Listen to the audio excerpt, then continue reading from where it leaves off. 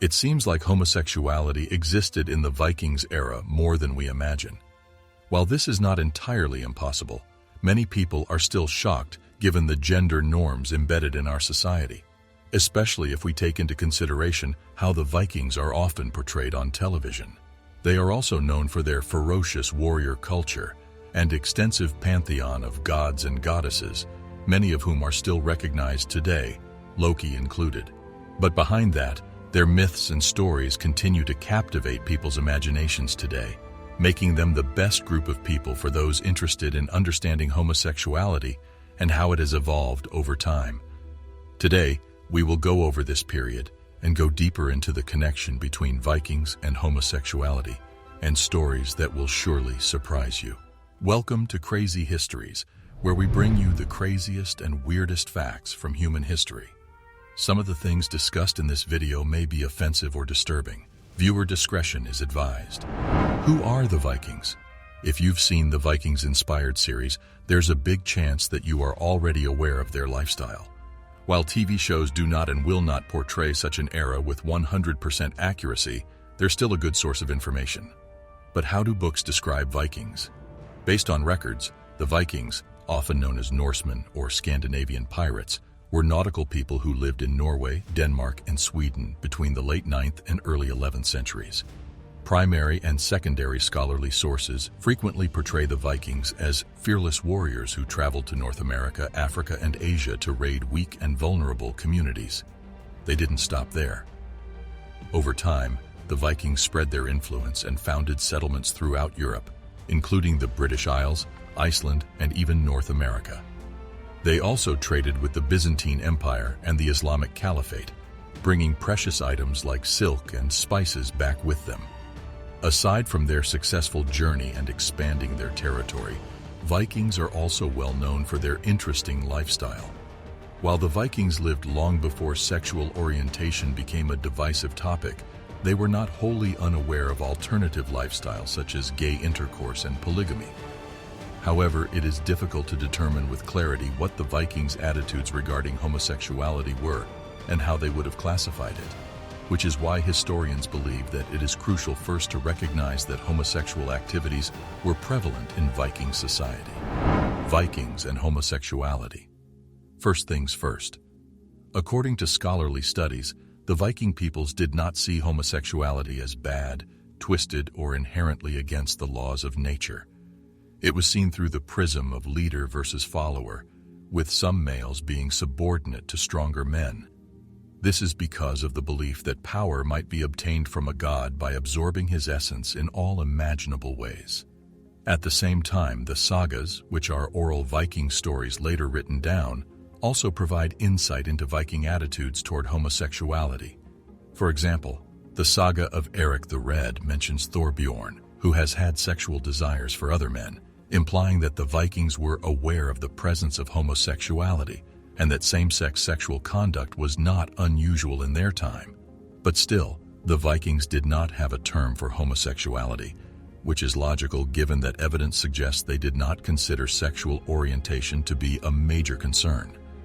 According to some of the surviving literature and artwork, the bulk of Viking civilization was quite accepting of same-sex conduct, once again establishing the fact that there was a time when people allowed everyone to love who they wanted to love. However, evidence also suggests that, while same-sex conduct may have been unproblematic for some, homosexuality was not the norm in Viking society, which might explain why there was scarce writing when it comes to this topic.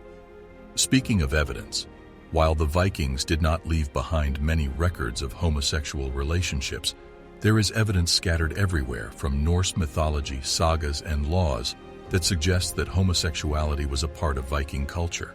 Relationship between men. As expected, the pre-Christian Norse beliefs on homosexuality were not straightforward. On the surface, Norse society welcomed male-male sexual unions.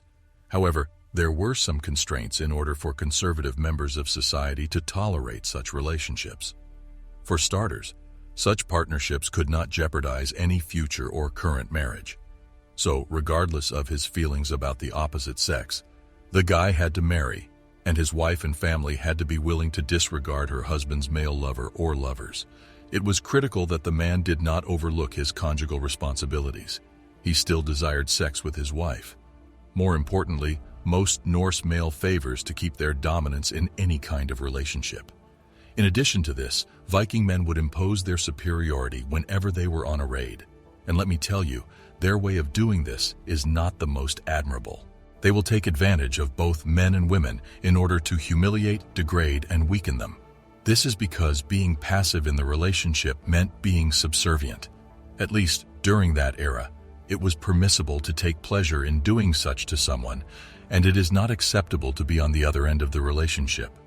Swordin was one of the deadliest insults an opponent might hurl at a Norseman, which is why they try their best not to engage with the same. And most of the time, any man with such a moniker would fight to the death to maintain his honor. Because of the carnage, Scandinavian law systems made such insults unlawful, with the slanderer frequently outlawed. If the aggrieved party didn't murder him first, however, if such abuse was believed or verified, it had dire ramifications for the guy in the issue. Speaking of laws, there is another concept that was considered against the law. The offense varies, and the punishment is determined by the gravity of the offense. The penalty stipulated in the law of Gulathing, which was outlawry, is death. The severity of the punishment demonstrates that masculinity was a major issue in Viking civilization. According to the law, a person who was aggrieved by another party had the right to murder him or her. There are numerous words in Old Norse that refer to homosexuality. On the other hand, the penalty for using the terms Regan, Stroin, or Soren is outlawry, and the person who has been humiliated has the right to kill the person who has offended him. Very serious, right? In fact, these three words are directly tied to the concept of homosexuality during the Old Norse. Calling a man sexually used was exceedingly troublesome and terrible in such a manly environment. Because these comments have an impact on one's honor, these terrible verbal offenses are thus equated with killing, rape, and adultery, and are regarded as more flagrant than, for example, bodily injury. In connection to this, any female implication towards a man is illegal and even more terrible than injuries indicating effeminacy or any other disgraceful behavior involving women. Surprisingly, murder, rape, and adultery were not the most serious crimes under the law, but the use of specific phrases directed toward men was. While these penalties might sound over the top, you need to remember how the Vikings are portrayed in television shows. Most of them are big, muscular warriors, so you can expect how they will view homosexuality in such a warrior-oriented society and era. Relationships between women. Just like homosexuality in general, lesbianism and female bisexuality are barely mentioned in classical literature.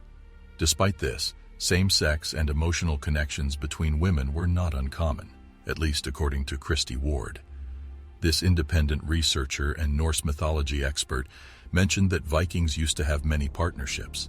In fact, a Viking may be married to one woman but still establish a harem-like arrangement in his home with concubines from lower social groups and such. In connection with this, a Viking's wife might then form bonds with other ladies living under her roof, and of course, these relationships frequently included sexual encounters. These couples were tolerated well. In fact, a Viking's wife was more independent than women in other communities at the time, and was actually financially in charge of the house. She may even decide to divorce her husband. And since they are given so much leeway, historians believe this is the reason why Vikings' wives had it better compared to their counterparts from different times. The restriction. It's not unexpected that homosexuality became explicitly forbidden after Christianization, which occurred in the 12th century. The Old Icelandic Homily Book is a collection of Old West Norse sermons that dates back to 1200. It contains a sermon in which homosexuality is listed as one of those appalling secret sins perpetrated by men who respect men no more than women or violate quadrupeds. This was true for both men and women. Furthermore, male and female same-sex sexual intercourse was punished with various punishments, including flogging. Finally, Christians, unlike Vikings, condemned both aggressive and passive males during intercourse, since this action is against their teaching. Despite Christian intervention, the queerness of Norse mythology could not be eliminated from traditional sources, and this should be reflected in any depiction from that time, whether on-screen or off-screen. And I think it's about time people know about these fascinating stories. How about you? Do you think these myths are true? Let us know in the comments below, and make sure you like and subscribe because we have more stories on the way.